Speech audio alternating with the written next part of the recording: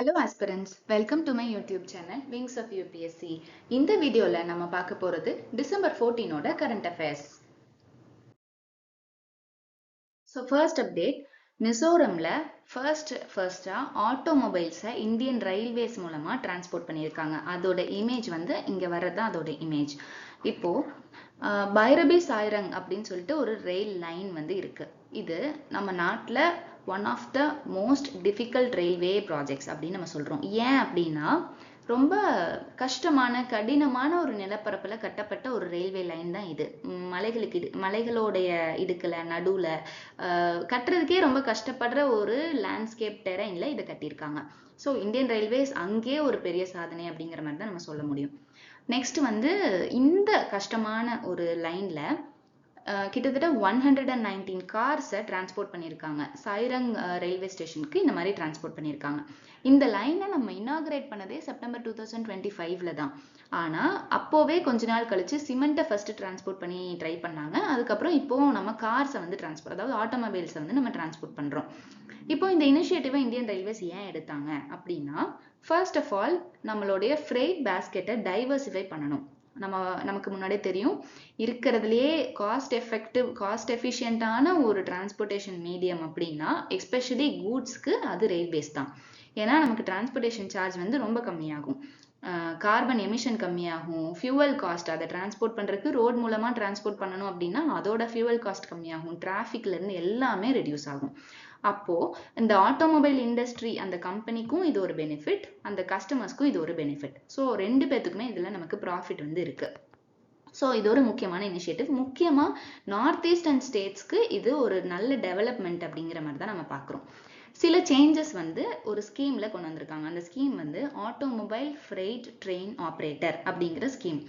அந்த automobile fried train operator அப்படிங்கிறவங்க first எல்லாம் ஒரு 5 crore கிட்ட ரெஜிஸ்ட்ரேஷன் ஃபீஸ் கட்டினா மட்டும்தான் இந்த மாதிரி டிரான்ஸ்போர்ட் பண்றதுக்கு அவங்க எலிஜிபிள் ஆவாங்க. இப்போ அந்த ரெஜிஸ்ட்ரேஷன் ஃபீஸை வந்து கேன்சல் பண்ணியிருக்காங்க. முன்னாடி எல்லாம் ரேக் அப்படின்னு சொல்லுவாங்க. அந்த ரேக் வந்து என்னன்னா டிரான்ஸ்போர்ட் பண்ற அந்த பெட்டி மாதிரி இருக்கும். பெட்டி கிடையாது, பட் பெட்டி மாதிரி இருக்கும்.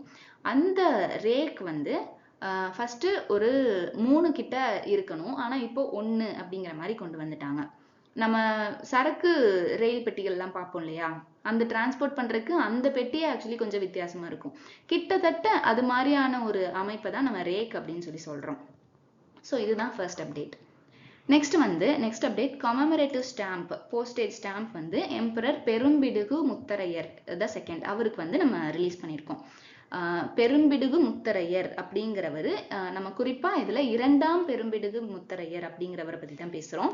இவர் 705 CE, அதாவது 705வது பொது ஆண்டுல இருந்து 745 CE 745வது பொது ஆண்டு வரைக்கும் இவர் வந்து ஆட்சி செஞ்சிருக்காங்க. இந்த மன்னருக்கு நம்ம நிறைய மற்ற பெயர்கள், புகழ் மிக்க ஒரு மன்னர் அப்படிங்கும் போது நம்ம வேற பேர் மூலமாகவும் அவரை அழைக்கிறோம். அதுல நிறைய பேர் இருக்கு. அதுல முக்கியமான 2 பேர் வந்து சுவரன் மாறன், குவாவன் மாறன் அப்படின்னு சொல்லி நம்ம சொல்றோம். இவங்க தஞ்சாவூர், புதுக்கோட்டை, திருச்சிராப்பள்ளி இந்த ரீஜியன்ஸ்ல அதிகமா ஆட்சி வந்து செஞ்சிருக்காரு. இந்த மன்னர் நந்திவர்ம பல்லவ மன்னனோட சேர்ந்து பாண்டியர்களுக்கும் சேரர்களுக்கும் எதிராக போர் தொடுத்து ஜெயிச்சும் இருக்காரு. அதே மாதிரி இவர் நிறைய தமிழ் புலவர்கள் அப்புறம் ஸ்காலர்ஸ் எல்லாத்துக்கும் ஆதரவு கொடுத்துருக்காங்க. பேட்ரனைசேஷன் அப்படின்னா என்னன்னா ஆதரிக்கிறது அப்படின்னு நம்ம சொல்லுவோம். கம்பரை ஆதரித்தவர், அந்த மாதிரி எல்லாம் நம்ம படிச்சிருப்போம் இல்லையா, அதுதான் பேட்ரனைசேஷன். இந்த பேட்ரனைசேஷன் இருந்தா மட்டும்தான் கலை இலக்கியம் இதெல்லாம் வந்து செழித்து அந்த இடத்துல ஓங்க முடியும். ஏன்னா அந்த புலவர்கள் கலை அந்த மாதிரியான இதுல வந்து ஃபோக்கஸ் பண்ணணும்னா அவங்களுக்கு பொருள் ரீதியாவோ இடம் உணவு இதெல்லாம் ஒருத்தர் அவங்களுக்காக ஆதரவு கொடுக்கணும். அந்த மாதிரியான நிறைய புலவர்களுக்கு இந்த மன்னர் வந்து ஆதரவு கொடுத்திருக்காங்க. ஸோ அவருடைய நினைவா நம்ம ஒரு போஸ்டேஜ் ஸ்டாம்பை ரிலீஸ் பண்ணியிருக்கோம். அடுத்த அப்டேட் வந்து பிரம்மகமல். பிரம்மகமல் அப்படிங்கிறது ஒரு மலர். இந்த பூ வந்து உத்தரகாண்ட் மாநிலத்துடைய ஸ்டேட் ஃப்ளவர், அதாவது மாநில மலரா இருக்கு. இந்த மலரோட ஸ்பெஷாலிட்டி என்னன்னா, அந்த பூவை நான் காமிக்கிறேன். இதுதான் அந்த பூ. இது வருஷத்துக்கு ஒரு தடவை அல்லது சில தடவை சில மணி நேரங்களுக்கு மட்டும்தான் பூக்கும். நம்ம வந்து கேள்விப்பட்டிருப்போம். சில மலர்கள் எக்ஸாம்பிளுக்கு குறிஞ்சி பூவெல்லாம் பார்த்தா 12 வருஷத்துக்கு ஒரு தடவை தான் பூக்கும் அப்படிங்கிற மாதிரி. அதே மாதிரி இதுக்கும் சில கால வரையறை இருக்கு. அந்த காலத்துல குறிப்பிட்ட சில மணி நேரங்கள் மட்டும்தான் அந்த மலர் வந்து பூத்திருக்கும். அவ்வளோ அரிய ஒரு மலர். இது ஹிமாலயாஸ் மவுண்டன்ஸ் இருக்கு இல்லையா, மவுண்டன் ரேஞ்சஸ் உடைய அடிவாரத்துல அதிகமா இருக்கும். ஆனா ஒரு அதிசயம் என்னன்னா, இது தமிழ்நாட்டுடைய சீர்காழி இடத்துல வந்து, அந்த சீர்காழின்ற இடத்துல இந்த பூ வந்து பூத்திருக்கு. அப்போ ஒரு ஹிமாலயாஸோடைய தட்பவெப்பநிலை கிளைமேட்டிக் கண்டிஷன்ஸ்க்கு பூக்கக்கூடிய ஒரு மலர் தமிழ்நாட்டுல இருக்கிற கிளைமேட்டிக் கண்டிஷன்ஸ்க்கு பூக்குது அப்படின்னா அது நியூஸ்ல பெரிய ஒரு அப்டேட்டா தானே பேசுவாங்க. ஸோ அதுதான் இந்த அப்டேட்டும் கூட. அடுத்த அப்டேட், இப்போ நீங்க பாக்குற இந்த மரம் வந்து என்னன்னா ரெட் சாண்டர்ஸ் அப்படின்னு சொல்றாங்க. அது என்னன்னா ஒண்ணும் இல்ல, செம்மரம். அந்த மரம் வந்து அதிகமா நம்ம ஸ்மக்லிங், அப்புறம் மரத்தை வெட்டுறது, கடத்துறது, இதெல்லாம் நம்ம நியூஸ்ல பார்த்திருப்போம். அதை பத்தின அப்டேட் தான் இது. ஸோ இந்த ஸ்பீஷீஸ் வந்து என்ன சொல்றோம் அப்படின்னா டெரோகார்பஸ் சாண்டாலினஸ் அப்படின்னு நம்ம சொல்றோம். எப்பவுமே ஒரு பொட்டானிக்கல் நேம் இருக்கு, அல்லது எப்பவுமே எந்த பயாலஜிக்கல் நேம் இருந்தாலுமே அதை டைப் பண்ணும்போது நம்ம இட்டாலிக்ஸ்ல டைப் பண்ணணும். அதே மாதிரி ஃபர்ஸ்ட் நான் மார்க் பண்ணி காமிக்கிறேன். இந்த ஃபர்ஸ்ட் லெட்டர் வந்து கேபிட்டல்ல இருக்கணும், செகண்ட் லெட்டர் வந்து ஸ்மால்ல இருக்கணும். ஸோ இந்த ஸ்பீஷீஸ் வந்து நியூஸ்ல இருக்கு, ரொம்ப நாளாவே இது நியூஸ்ல இருக்கு. ஏன் அப்படின்னா இந்த ஸ்பீஷீஸ் அதிகமா கடத்தப்படுற ஒரு ஸ்பீஷீஸ் மரம். இது வந்து சைட்ஸோடைய அப்பெண்டிக்ஸ் 2ல இருக்கு. இதை இன்டர்நேஷனல் லெவல்ல ட்ரேட் பண்றதுக்கு நம்ம ரெஸ்ட்ரிக்ட் பண்ணி வச்சிருக்கோம். வைல்ட் லைஃப் ப்ரொடெக்ஷன் ஆக்ட் 1972ல இது ஷெட்யூல் 4ல இருக்கு. அதே மாதிரி ஃபாரின் ட்ரேட் பாலிசி, அந்த பாலிசி பொறுத்து நம்ம இதை வந்து எக்ஸ்போர்ட் பண்றதுக்கும் ரெஸ்ட்ரிக்ஷன்ஸ் அப்புறம் ப்ராஹிபிஷன்ஸ் வந்து நம்ம கொடுத்துருக்கோம். இந்த மரம், இந்த ஸ்பீஷீஸ் வந்து எங்க இருக்கு அப்படின்னா நம்ம சவுத் இந்தியால, முக்கியமா ஈஸ்டர்ன் காட்ஸ்லயே தெற்கு பகுதியில மட்டும்தான் இது இருக்கு. இந்த மாதிரி ஒரு ஸ்பீஷீஸ் ஒரு குறிப்பிட்ட ரீஜியன்ல மட்டும்தான் நம்மளால பார்க்க முடியும்னா அதை எண்டமிக் ஸ்பீஷீஸ் அப்படின்னு நம்ம சொல்லுவோம். இந்த மரம் ட்ரை டெசிடுவஸ் ஃபாரஸ்ட்ல அதிகமா இருக்கிறத நம்மளால பார்க்க முடியும். ஈஸ்டர்ன் காட்ஸ் வந்து மோஸ்ட்லி ட்ரை டெசிடுவஸ் ஃபாரஸ்ட் வந்து அதிகமா இருக்கிற ஒரு நிலப்பரப்பு. அந்த இடத்துல தான் இந்த மரத்தை வந்து நம்மளால பார்க்க முடியும். IUCN லிஸ்டின் படி இது ஒரு என்டேஞ்சர்ட் ஸ்டேட்டஸ்ல இருக்கு. அதுக்கப்புறம் நேஷனல் பயோடைவர்சிட்டி அத்தாரிட்டி அப்படின்னு நம்ம NBA அப்படின்னு சொல்லுவோம். அவங்க ஒரு ஸ்டாட்யூட்டரி பாடி, பயாலஜிக்கல் டைவர்சிட்டி ஆக்ட் 2002 படி அவங்க வந்து ஒரு ஸ்டாட்யூட்டரி பாடியா அங்கீகாரம் பெற்ற ஒரு அத்தாரிட்டி. அந்த நேஷனல் பயோடைவர்சிட்டி அத்தாரிட்டி தான் இந்த ரெட் சாண்டர்ஸை ப்ரொடெக்ட் பண்றதுக்கு சில இனிஷியேட்டிவ்ஸும் எடுத்துட்டு இருக்காங்க. ஃபண்டும் அவங்க வந்து அலோகேட் பண்ணுவாங்க. இப்போ இந்த மரத்துக்கு உரிய த்ரெட்ஸ் என்ன அப்படின்னு பார்த்தோம்னா, ஃபர்ஸ்ட் ரீசன் சட்டவிரோதமா இந்த மரத்தை வெட்டுறது அப்புறம் கடத்துறது. இதுதான் இந்த மரம், இந்த ஸ்பீஷீஸ் வந்து அழியறதுக்கான அல்லது அழியக்கூடிய நிலைமையில இருக்கிறதுக்கான முதல் காரணமா நம்ம பார்க்கிறோம். ரெண்டாவது வந்து ஃபாரஸ்ட் ஃபயர்ஸ். நம்ம முன்னாடியே பார்த்தோம், அந்த மரம் எங்க அதிகமா விளையுது அப்படின்னா ட்ரை டெசிடுவஸ் ஃபாரஸ்ட்ல அதிகமா விளையுது. அப்போ என்ன ஆகும்னா ட்ரையா இருக்கிற காரணத்தினால சீக்கிரமா தீப்பிடிக்கிற அபாயம் அந்த ரீஜியனுக்கே இருக்கு. அப்படிங்கும்போது இந்த மரமும் அதுக்கு விதிவிலக்கு இல்லை அப்படிங்கிறத நம்ம பார்க்கிறோம். அடுத்த update, ASEAN India tourism professionals exchange programme 2025. இது என்னன்னா ஆசியான் நாடுகள் நிறைய இருக்கு இல்லையா, அதுல ஆசியான் நாடுகளும் இந்தியாவும் சேர்ந்து டூரிசம்க்கு சில இனிஷியேட்டிவ்ஸ் எடுத்துட்டு இருக்கோம். அந்த இனிஷியேட்டிவின் படி ஆசியான் நாடுகளுடைய டூரிசம் ரிலேட்டட் ரெப்ரசன்டேட்டிவ்ஸ், பிரதிநிதிகள் இந்தியாவுக்கு வந்திருக்காங்க. அவங்க கவுஹாத்தி, காசிரங்கா, அப்புறம் நியூ டெல்லி, இந்த இடத்த எல்லாத்தையும் டூரிசம்காக அவங்க பார்க்க வராங்க. அதை ஆர்கனைஸ் பண்ணது வந்து Assam tourism development corporation limited, ATDC. இவங்க எந்த மூலமா டிராவல் பண்றாங்க அப்படின்னு நம்ம பார்த்தோம்னா பிரம்மபுத்திரா ரீஜியன்ல சன்செட் க்ரூஸ் அப்படின்னு சொல்லி, அதாவது நேஷனல் வாட்டர்வேஸ் எல்லாம் இருக்கு இல்லையா, பிரம்மபுத்திரா அப்படிங்கிறது ஒரு நேஷனல் வாட்டர்வேஸ். ஸோ அந்த இதில் ட்ராவல் பண்ணுறதுக்கு நம்ம கிட்ட வந்து க்ரூஸ் போட்ஸ் இருக்கு. போட்ஸ்ன்னு சொல்ல முடியாது, அது வந்து ஒரு க்ரூஸ் வெஹிக்கிள். ஸோ அந்த இது வந்து ரிவர்லலாம் நமக்கு பயணம் பண்ணுறதுக்கு ரொம்ப ஈஸியாக இருக்கும். ஸோ அந்த க்ரூஸ் மூலமாகவும் போக ஆரம்பிக்கிறாங்க. இப்போ வந்து க்ரூஸ் வந்து ஆக்சுவலி நிறைய சோலார் மூலமா, அப்புறம் மற்ற லைக் கன்வென்ஷனல் ஃபியூவல் யூஸ் பண்ணாம ரெனியூவபிள் ஃபியூவல்ஸ் மூலமா நம்ம நிறைய கொண்டு வந்துட்டு இருக்கோம். அந்த க்ரூஸ் வந்து எப்படி கார்பன் எமிஷனுக்கும் கட் பண்றதுக்கும் ஹெல்ப் பண்ணுது, அதோட டூரிசம்க்கும் எப்படி ஹெல்ப் பண்ணுது அப்படிங்கிறதுக்கு இது ஒரு நல்ல உதாரணமா இருக்கு. அதே மாதிரி நீங்க இந்த அப்டேட்டை இன்டர்நேஷனல் ரிலேஷன்ஸ்லயும் கோட் பண்ணி ஆசியான் இந்தியா டூரிசம், அதுக்கப்புறமா நம்ம சவுத் ஈஸ்டர்ன் கண்ட்ரிஸோட எப்படி லிங்க் ஆயிருக்கும், இது எல்லாத்துக்கும் நம்ம கோட் பண்ணி எழுத முடியும். அடுத்த அப்டேட், சந்திரயான் 3 உடைய விக்ரம் லேண்டர் சில புது கண்டுபிடிப்புகளை முன்னெடுத்துட்டு வந்திருக்கு. அதை பத்தின அப்டேட் தான் நெக்ஸ்ட் பார்க்க போறோம். அந்த விக்ரம் லேண்டர்ல இருக்கிற சென்சர்ஸ் வந்து என்ன கண்டுபிடிச்சிருக்கு அப்படின்னா, மூன்ல இருக்கிற சர்ஃபேஸ்ல பிளாஸ்மா ஆக்டிவிட்டி இருக்கு அப்படின்னு கண்டுபிடிச்சிருக்கு. அதுவுமே ஒரு எலக்ட்ரிக்கல் என்விரான்மெண்ட்ல அந்த ஆக்டிவிட்டி வந்து நடக்குது அப்படின்னு சொல்லி கண்டுபிடிச்சிருக்காங்க. சிவசக்தி பாயிண்ட் வந்து நம்ம நியூஸ்ல பார்த்திருப்போம். அந்த சந்திரயான் 3 வந்து அந்த லேண்ட் ஆன இடம் வந்து சிவசக்தி பாயிண்ட். அப்போ அந்த இடத்துல இந்த சென்சார் வந்து சில சார்ஜ்டு பார்ட்டிகிள்ஸை கண்டுபிடிச்சிருக்காங்க. இதன் மூலமா நமக்கு என்ன தெரிய வருது அப்படின்னா, மூன்ல வந்து ஒரு தின் பிளாஸ்மா இருக்கு, அது ஆக்டிவா இருக்கு, ஆனா எலக்ட்ரிக்கலி நியூட்ரலா இருக்கு, அதாவது சார்ஜ் இல்லை. அந்த மாதிரி பாசிட்டிவ் நெகட்டிவ் நம்ம கெமிஸ்ட்ரியில படிச்சிருப்போம் இல்லையா, அந்த மாதிரி எலக்ட்ரிக்கலி நியூட்ரலா இருக்கு. இதனால நமக்கு என்ன புரியுதுன்னா, பிளாஸ்மா வந்து எலக்ட்ரோ மேக்னெட்டிக் ஃபீல்ட்ஸ்க்கு நல்லாவே ரெஸ்பாண்ட் பண்ணும் அப்படின்னு புரியுது. இந்த இது ஏன் ரொம்ப முக்கியம், இப்போ இந்த ஃபைண்டிங்கே ஏன் ரொம்ப முக்கியமா ரொம்ப பேசிட்டு இருக்கோம் அப்படின்னா, இதுல சில அட்வான்டேஜஸும் இருக்கு, டிஸ்அட்வான்டேஜஸும் இருக்கு. ஃபர்ஸ்ட் பெனிஃபிட் என்ன அப்படின்னா, நம்ம கேரி அவுட் பண்ண போற ஃபியூச்சர் லூனார் மிஷன்ஸ், அது நம்மளாகட்டும் அல்ல எனி கண்ட்ரி, அவங்களுக்கு எனர்ஜி தேவைப்படும்.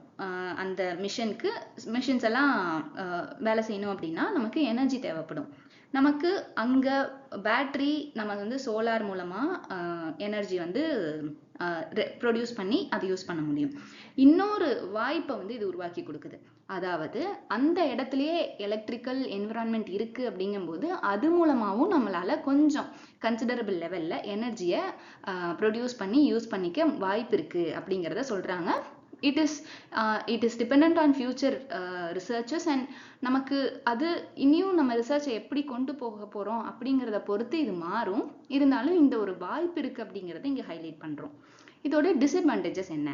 ஃபர்ஸ்ட் வந்து மனிதர்கள் அங்க போகும்பொழுது நமக்கு சில டிஸ்அட்வான்டேஜஸ் இருக்கும். ஏன்னா ஆஸ்ட்ரோநாட்ஸ் அங்க போறாங்க, அந்த இடத்துல எலக்ட்ரோ மேக்னெட்டிக் ஃபீல்ட்ஸ்க்கு அது நல்லா ரெஸ்பாண்ட் பண்ணுது. அப்படிங்கும்போது ஆஸ்ட்ரோநாட்ஸ் மேல என்ன மாதிரியான எஃபெக்டை இது கொடுக்கும் அப்படிங்கிறது நம்ம இன்னும் ஆராய்ச்சி பண்ண வேண்டிய நிலைமையில தான் இருக்கும். மேபி நெகட்டிவ் எஃபெக்ட்ஸ் கொடுக்கறதுக்கான சான்சஸ் இருக்கு. இப்போ நம்ம சந்திரயான் 4 வந்து 2027க்கு பிளான் பண்ணியிருக்கோம். அந்த மிஷன் வந்து என்னன்னா, சாயில் சாம்பிள்ஸை மூன்ல இருந்து எர்த்துக்கு கொண்டு வந்து அதை டெஸ்ட் பண்ணணும், அது மூலமா ரிசர்ச் பண்ணணும் அப்படிங்கறதான் சந்திரயான் 4 உடைய ஒரு ஆப்ஜெக்டிவ். ஸோ அதையும் இந்த இடத்துல நம்ம நோட் பண்ண வேண்டிய ஒரு விஷயம்தான். Next update and last update, it is about tagatose. Tagatose அப்படிங்கிறது என்ன? நம்ம நிறைய சுகர் டைப்ஸ் எல்லாம் கேள்விப்பட்டிருப்போம். Sucrose, maltose, lactose, galactose, glucose, இந்த மாதிரி. அதுல ஒரு டைப் தான் டேகட்டோஸ். மோனோசாக்கரைட்ஸ், டைசாக்கரைட்ஸ் அதை பத்தி பேச வேண்டாம். பட் டேகட்டோஸ் அப்படிங்கிறது ஒரு மோனோசாக்கரைட். இது ஒரு நேச்சுரலி அக்கரிங் சுகர். நம்ம ரொம்ப மோனோசாக்கரைட்ஸ் டைசாக்கரைட்ஸ் அளவுக்கு போனா ரொம்ப டீப்பா போகும். டேகட்டோஸ் அப்படிங்கிறது ஒரு மோனோசாக்கரைட், அவ்வளவுதான், அது மட்டும் போதும். இப்போ இது ஒரு நேச்சுரலி அக்கரிங் சுகர். இது நேச்சுரலி அக்கரிங் அப்படின்னாலுமே நேச்சுரல் ரிசோர்சஸ் மூலமா நம்ம பார்க்கும் பொழுது ஜஸ்ட் 0.2% மட்டும்தான் நம்மளால ரிட்ரீவ் பண்ண முடியும். ஆனா இந்த டேகட்டோஸ்க்கு இருக்கிற அட்வான்டேஜ் வந்து ரொம்ப அதிகம். என்னன்னு பார்த்தோம்னா, சுக்ரோஸ் வந்து எந்த அளவுக்கு ஸ்வீட் கொடுக்குமோ அதே அளவுல கிட்டத்தட்ட 92% ஸ்வீட் கண்டென்ட் வந்து இதாலையும் நம்மளால பெற முடியும். இதை வந்து நம்ம சாப்பிட்டதுக்கு அப்புறமா எந்த ஒரு கசப்பு தன்மையும் கூட இது கொடுக்காது. அதுக்கு என்ன அர்த்தம்னா, நம்மளால இதை ஃபுட்டுல நல்ல ஒரு ஸ்வீட்டனிங் ஏஜென்ட்டா யூஸ் பண்ணிக்க முடியும், அந்த பொட்டன்ஷியல் இதுக்கு இருக்கு அப்படிங்கிறதான் இதோட அர்த்தம். இன்னொரு அட்வான்டேஜ், நமக்கு தான் நிறைய ஸ்வீட்டனர்ஸ் இருக்குல்ல, அப்புறம் எதுக்கு புதுசா ஒரு ஸ்வீட்டனர் அப்படின்னா அங்கதான் இருக்கு விஷயம். இதுல இருக்கிற கேலரி வந்து கிட்டத்தட்ட சுக்ரோஸோடைய கேலரி லெவலை விட 1/3 தான் இதோட கேலரி லெவலா இருக்கு. அப்போ சுக்ரோஸ்ல இருக்கக்கூடிய அதே அளவு ஸ்வீட் அதே நேரத்துல கேலரி கம்மியா கிடைக்குது அப்படின்னா ஃபுட் ப்ராசஸிங் இண்டஸ்ட்ரிக்கு, மற்ற நிறைய ஹோட்டல் மேனேஜ்மெண்ட் அந்த மாதிரியான நிறைய இண்டஸ்ட்ரீஸ்க்கு இது ஒரு வரப்பிரசாதமா தான் இருக்கும். ஏன்னா நமக்கு லோவர் கிளைசீமிக் இண்டெக்ஸும் இருக்கு. அப்போ சுகர், டயாபெட்டிஸ் இந்த மாதிரியான ரிஸ்க் எல்லாம் இது நல்லாவே கம்மி பண்ணும். அதே நேரத்துல ஸ்வீட்டும் கொடுக்கும்.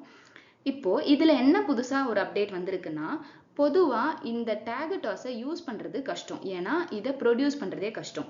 என்ன காரணம்னா, இந்த டேகட்டாஸ் நேச்சுரலி நம்ம பார்த்தோம் ஜஸ்ட் 0.2% தான் நமக்கு கிடைக்கும். நம்ம இதை ஆர்டிஃபிஷியலா லேப் மூலமாவோ அல்லது வேற ஏதாவது மெக்கானிக்கல் ப்ராசஸ் மூலமா மட்டும்தான் பண்ண முடியும். ஆனா அப்படி பண்றது வந்து it is inefficient and expensive.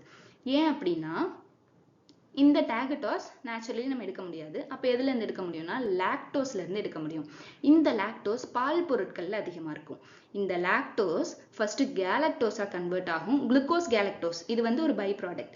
Lactose first குளுக்கோஸாவும் கேலக்டோஸாவும் கன்வெர்ட் ஆகும். அதுல குளுக்கோஸ் வந்து நம்ம பாடி நேச்சுரலாவே எடுத்துக்கும். அந்த குளுக்கோஸ் வந்து நம்ம விட்டுறலாம், அது நமக்கு தேவையில்லை. இந்த கேலக்டோஸ் என்ன ஆகும்னா டேகட்டோஸா கன்வெர்ட் ஆகணும்.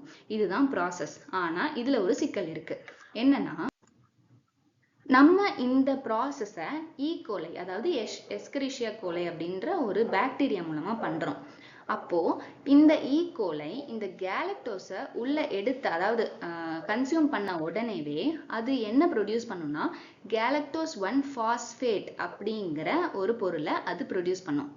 இந்த கேலக்டோஸை மட்டும்தான் நம்மளால டேகட்டோஸா மாற்ற முடியும். இந்த கேலக்டோஸ் 1 பாஸ்பேட்டை வந்து டேகட்டோஸா நம்மளால மாற்ற முடியாது.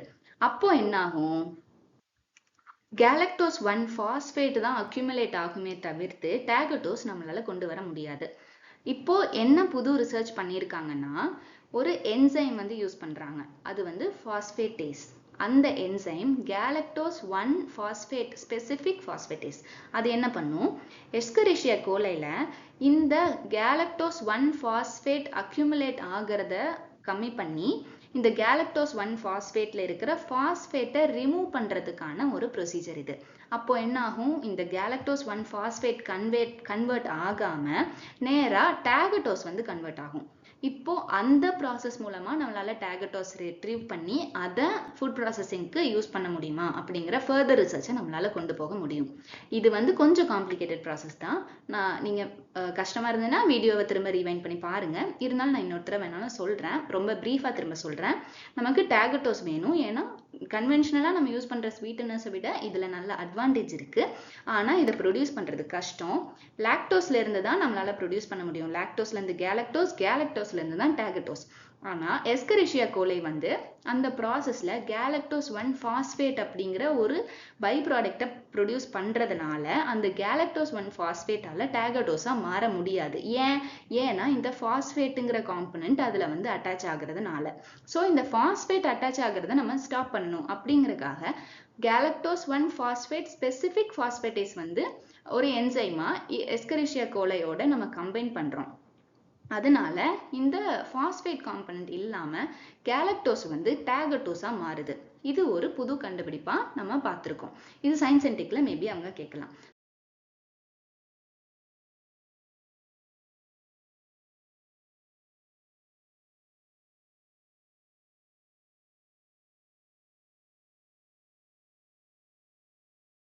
இதோட டிசம்பர் 14ஓட கரண்ட் அஃபேர்ஸ் முடிஞ்சிருச்சு. இந்த ஸ்லைட்ல நம்ம யூடியூப் சேனலோட லிங்க் ஆகி இருக்கிற டெலிகிராம் சேனல் அப்புறம் வாட்ஸ்அப் சேனலோட லிங்கை நான் QR கோட் ஃபார்மேட்ல இந்த ஸ்லைட்ல அட்டாச் பண்ணியிருக்கேன். இந்த சேனல்லையும் ஜாயின் பண்ணி ஃபாலோ பண்ணுங்க. ஏன் அப்படின்னா, டெலிகிராம் சேனல்ல நம்ம யூடியூப்ல ப்ரெசென்ட் பண்ற பிபிடியை PDF ஃபார்மேட்ல டெய்லியும் கரண்ட் அஃபேர்ஸ் வீடியோஸ் அப்லோட் பண்ணதுக்கு அப்புறமா PDF-ஆ நம்ம அந்த சேனல்ல சென்ட் பண்ணிட்டு இருக்கோம். அதே மாதிரி டெலிகிராம் சேனல்லையும் வாட்ஸ்அப் சேனல்லையும் அந்த கரண்ட் அஃபேர்ஸ் பேஸ் பண்ணிய டெய்லி குவிஸ், போல்ஸ், கொஸ்டின்ஸ் அப்புறம் அந்த ஆன்சர் மெட்டீரியல்ஸ் எல்லாத்தையுமே நம்ம ஷேர் பண்ணிட்டு இருக்கோம். ஸோ உங்களுக்கு நம்ம சேனல் பிடிச்சிருந்ததுன்னா லைக் பண்ணுங்க, ஷேர் பண்ணுங்க, கமெண்ட் பண்ணுங்க, சப்ஸ்கிரைப் பண்ணுங்க. கூடவே பக்கத்தில் இருக்கிற பெல் ஐக்கனையும் ப்ரெஸ் பண்ணிக்கோங்க. அப்போதான் நம்மளோட கரண்ட் அஃபேர்ஸ் வீடியோஸ் எல்லாமே உங்களுக்கு நோட்டிஃபிகேஷன்ஸாக வரும். இது wings of UPSC channel, from aspiration to administration. Thank you. Happy learning.